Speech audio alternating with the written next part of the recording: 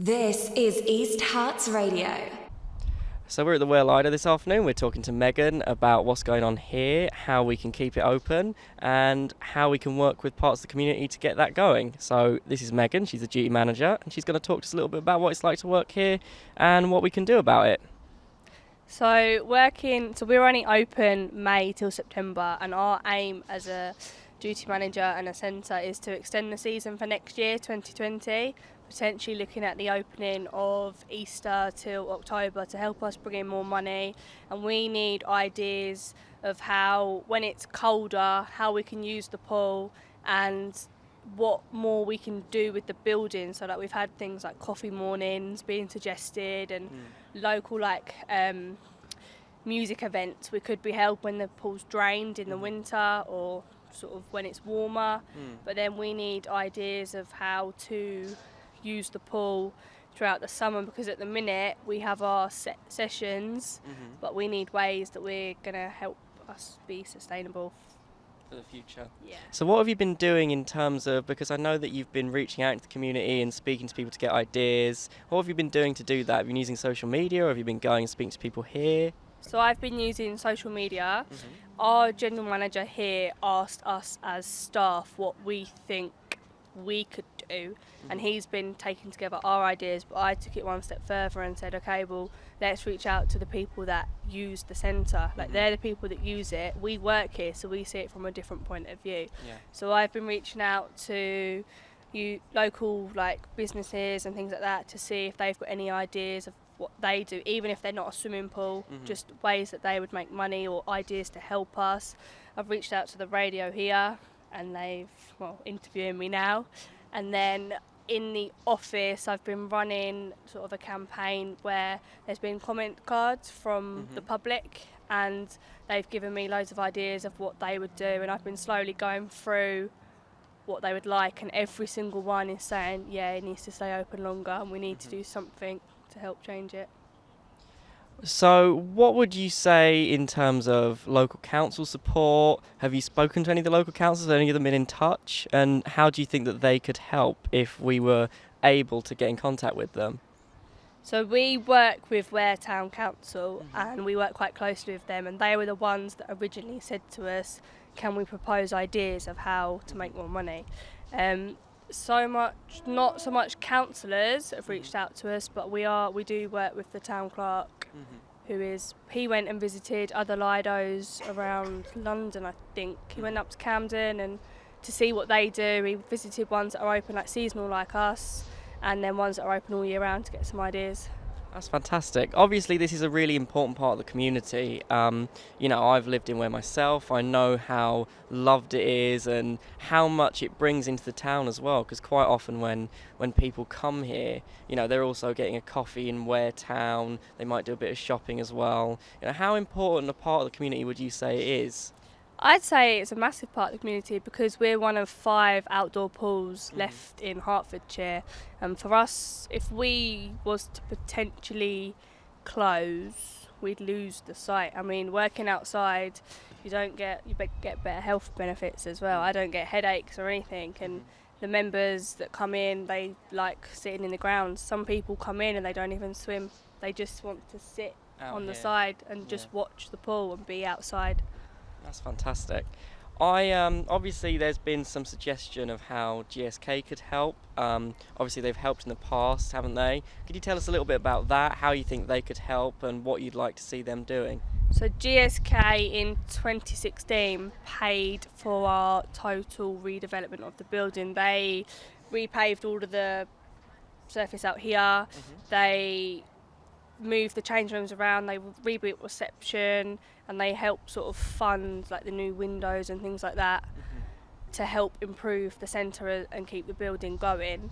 But the proposed idea for GSK is to use their wasted heat energy using turbines at our end and at their end, and running cables literally about 200 metres down the road to convert their wasted energy to heat the pool here, which would mean that we are saving money for heating, potentially allowing us then to look at being open all year round, because with a pool you have to have the water temperature has to be 1 degree cooler than the air temperature. Mhm. And obviously, as we're outside, we don't work on that same level as what you would do with an indoor pool. Yeah. We have to try and gauge it as much as we possibly can. So Mhm. one day the pool could be 24 degrees, the Mm. next day it's 31 degrees, Yeah. and there's not much we can do to keep regulate it. that temperature. Yeah. So the help from GSK would obviously be fantastic. And, you know, what would you say the benefits would be of being able to keep the pool open longer, in terms of obviously not just the need to keep it open and the need to make more money, but the benefits to the people in the community that use it so much? The benefits of the community, I mean, this Lido opened in 1934, so it's been going through Second World War, kept it going, it's still open now. I'm quite young, I'm only 19, for me to carry on working here as well, it'd mean it'd be open for future generations. People that have grown up at the Lido still come here today. Absolutely. And we get people that come in from Leytonstone, Loughton, Stockfold and surrounding areas. We even had someone come in from Kent the other day to use the Lido. So it's not just we need to stay open for us now. It's also for people across the area Yeah. and for the future as well. Yeah. Obviously there's a lot of history here, you know, as you say, 1933, so it's not just a much loved part of the community, it's a very old and very important part of the community. Yeah. What I suppose I would ask is, you know, what's your perspective on, you know, the jobs for yourself and the jobs of people that work here, and is there a concern there? If we were to stay open longer, it'd be more sustainable income for us, because we get paid, we're all paid casually. No, the only person that's contracted is the general manager. So with us, although we like the way it's done, but you don't know when you're working, so we give our availability in and we get our rota by the Friday for the following Monday. You can't really make plans around it until you've got your rota, so Yeah. it means us being more sustainable and sort of more set shifts in place. Yeah. And then in terms of other staff, you'd be looking at a longer opening time, so we know we've got this many months that we don't have to go and find another job, because when it shuts, we're not kept on by the council. Exactly. We just come back every year for the new season, and then new staff join. We don't get paid in the winter from here. So the way it sounds to me is that not only would keeping it open be really important for the community, you know, it's an important part of Ware's history, but it's also important for local jobs, for local people, especially young people like yourself as well. Yeah. Fantastic. I mean, our staff base this year, so you've got 1 general manager, 5 duty managers, and I believe we've got 40 casual lifeguards this year. A mixture of male and female, and our age ranges is between 16 to 22. So we're a very young staff base as well, and obviously young people are finding it hard and harder to find jobs, so for us to shut, we're losing about 60 jobs. Exactly. So it's obviously such an important job provider in the local community. Yeah. Excellent. Going forward, what would you like to see done for the Lido? So we need massive improvements to help maintain the building. We, as a council, we don't have the funds that we need. We potentially are going to be needing a whole new plant room within the next year or so. 1 pump alone costs £3,000. So you're looking at a lot of money needs to be invested into the structure of the building to help us run smoothly and efficiently and cost effectively. So we would like to sort of try and reach out to local businesses and the local people as a sort of crowdfunding to see if we can get the money to start raising money for, say, the maintenance of the plant room. We need like the changing room floors as well. That always needs cleaning, that always needs relaying, because there's only so much you can do with a pool. When people are wet, the surface gets wet. So it's it constantly needs maintenance, and we can't keep up with it, with how much it's being used. So we need help, really.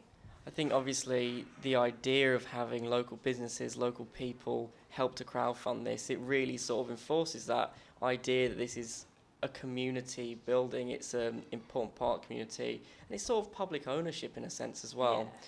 And I think it would be really positive to see, local people helping to keep things running.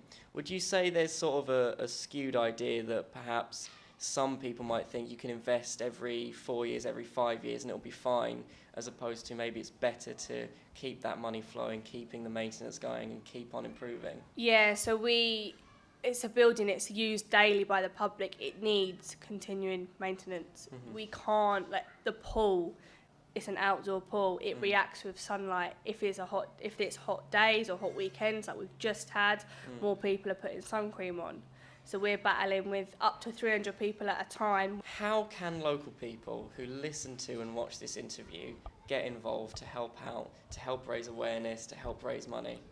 It's just a case of talking or coming down and saying, can I see the Lido? Like, we have every year people that live in Ware say, I've lived here 9-10 years, I never knew this was here. We sort of need the publicity to get the word of the Lido out. Like, we are here, this is what we do, this is what we have. To publicise us more, I guess. Perhaps there's an assumption that everyone knows about it partially by the council and by other people as well. And I think perhaps that's a mistake, because this is such a sort of a treasure in the community, and it is easy to forget and to miss things. I think it's important to keep getting out there, keep publicising it, which is obviously a big part of what this interview will do. It will help to raise awareness. I suppose what I want to ask as well is, what would you say would be the best way to keep it open during the, autumn and winter seasons? Would you like to see, a music venue like you mentioned earlier, or what would you say the best ideas are? So if the pool was to stay filled, we'd look at potentially reaching out to like local triathlon clubs, local swimming clubs, water polo clubs, where we've got like a group booking of like a set income. Obviously the temperature of the pool would be dropped, and it would promote sort of open water extreme workout swimming. That would sort of be the idea that we go down, because maintaining the heat of a pool in the winter, that's outdoors, it just wouldn't happen, and you'd be spending so much money on heat energy that it wouldn't ever get to the peak that you need it at. So we'd be looking at obviously triathlons. We have thought of the idea of maybe hosting our own events of maybe aquathlons and things like that, where we'd use the car park as a transition zone, but all of that we need like a license for, so we need to look into that properly. As well, if the pool was to be drained, we've thought of ideas, and it's been suggested to us of like using the pool as a dance floor, and then having like food tents up around the grass area, and having like a local band run singer event where it draws people into the Lido, not necessarily to swim, but they come in, they see the building, then they know that we're here, and then come the summer when the water is in the pool, they're more likely to come back because they know that we're here. Obviously, Ware's got a very diverse music scene, so you have the Rock in the Priory Festival every year. Looking to Hertford as well, they've just had the Hertford Music Festival. Would you say that, would you agree that there's a lot of musical talent to draw on if you did want to do music-typed events here? Yeah, I mean, because obviously, like you just said, you've got Rock in the Priory, there's Hertford's Rock in the Castle, and then they have the Hertford Musical Mystery Tour, I believe. Yeah, that's the one that goes on for Saturdays and over a weekend. There is obviously a lot of talent, and I know I didn't go to Simon Ball myself, but Simon Ball School, they go on tour with their big band section, and a lot of them do perform around Hertford. I mean, George Ezra lived in Hertford, and look where he is now. He's just done Glastonbury. So all of this, I mean, you don't know who could be in the audience, you don't know who could be watching. It could lead to opportunities for other people, not just helping the Lido. Yeah. Obviously, you've got 2 secondary schools in Ware. So obviously there's Presdale's over on the far side of Ware, and you've got Chauncey not far from here at all. How would you say local schools, whether that's teachers and other staff, or the young people that both go to those schools and like the Lido as well, and like going to the Lido, how would you say they might be able to help? What could they do? I mean, they could help promote it, put it into their newsletters, like have you visited the Lido? It's only down the road or something like that. I mean, we do have links with primary schools. We do work with Christchurch, and I run their swimming lessons in the summer here. But again, they're only here for I think 6 or 7 weeks, and for the amount of kids they want to bring in, there's not the time and there's not the pool space currently because of our opening hours that corresponds with the school and then them breaking up for summer. So by having the links of the schools, obviously that's where the kids are. The kids are then going to come in with their families and their parents, and it's bringing more revenue into the Lido. So how would you describe, finally I suppose, the demand for the Lido when it opens at the start of the season all the way through to when it closes, from local people, from schools, obviously when you do swimming lessons? What would you describe the demand as? So it is in high demand. I mean, our booking system, Friday, Saturday, Sunday, it's always booked out. That's for pool parties, or mainly sort of cubs and brownies and just sort of one-off birthday parties. We do have a lot of school leavers that come in as well and want to use the pool. But then again, in May, I think people know we open, but it's never really addressed that we're opening on this date. It's put up on the website, but it's not sort of pushed anywhere else. There's no sort of social media drive to say, yeah, we open on this date. Because normally the opening day of the Lido is very, very quiet. Yeah. Everybody's sort of returning back to work, getting used to what we're doing again. And then give it a week when people start ringing in and say, oh, you open? We're like, yeah, we're open. That's when you start getting the main people come in. We currently have a pre-season and a main season. So from May until Carnival Day, which is normally around the 6th, 7th or 8th of July, we run the season where we're not open in the mornings. We're only opening for early morning swim. We miss out the first public swim. Come Carnival Day, we then go into our main season and we're open from 6 in the morning till 5:45 at night, plus private bookings in the evening. Yeah. Even though people know, you still, every year, people come in and say, can I have a leaflet? I didn't know you were here. So I suppose my final question would be, what would you say above all else the Lido needs? What would help to keep it open and keep it running? And what would you say to anyone who listens to this interview, whether that be local councillors, local people, local businesses, to convince them to help? So for us, it would be the talk of the Lido. We need people to talk about the Lido. We also need just any ideas that they would have to contact us and say, look, I've got a really good idea, I think this could work. Or any local businesses that would be willing to sort of work with us and say, if you do this for us, like if I put a leaflet up, we'll promote you in our shop window or things like that. Like sort of working together with the community as one to help promote us and to help promote other people.